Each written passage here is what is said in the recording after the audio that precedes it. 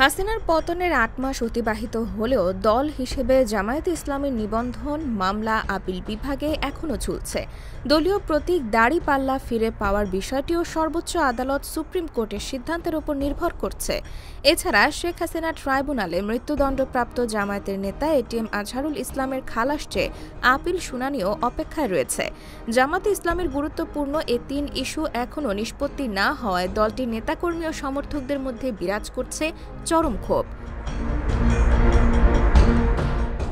গেল বছর জামায়াতে ইসলামী নিবন্ধন বাতিল করা হয়েছে এই বলে যে সংবিধানের সঙ্গে জামায়াতের গঠনতন্ত্র সাংঘর্ষিক এবং গণপ্রতিনিধিত্ব অধ্যাদেশ ১৯৭২-এর সঙ্গে সাংঘর্ষিক। তবে জামায়াতে ইসলামী নিবন্ধন দিয়েছে নির্বাচন কমিশন জামায়াতকে প্রথমে রেজিস্ট্রেশন দিয়ে গঠনতন্ত্রের কিছু জায়গায় সংশোধন করতে বলেছে, কিন্তু সংশোধন প্রক্রিয়া চলমান থাকা অবস্থায় নিবন্ধন বাতিলের রায় হয়েছে। এমন পরিস্থিতিতে গত বছরের ২২ অক্টোবর রাজনৈতিক দল হিসেবে জামায়াতে ইসলামীর বাতিল হওয়া নিবন্ধন ফিরে পেতে খারিজ হওয়া আপিল পুনরুজ্জীবিত করেন দেশের সর্বোচ্চ আদালতের আপিল বিভাগ। ফলে নিবন্ধন ও দলীয় প্রতীক দাড়িপাল্লা ফিরে পেতে জামায়াতের আইনি লড়াই করার পথ উন্মুক্ত হয়। গত বছরের ৩রা ডিসেম্বর রাজনৈতিক দল হিসেবে জামায়াতে ইসলামীর বাতিল হওয়া নিবন্ধন ফিরে পেতে আপিল শুনানি শুরু হয়।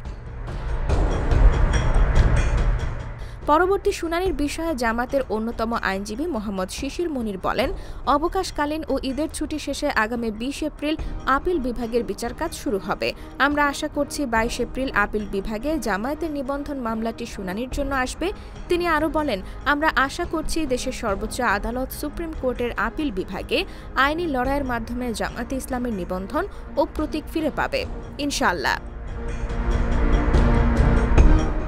IBTV USA, New York।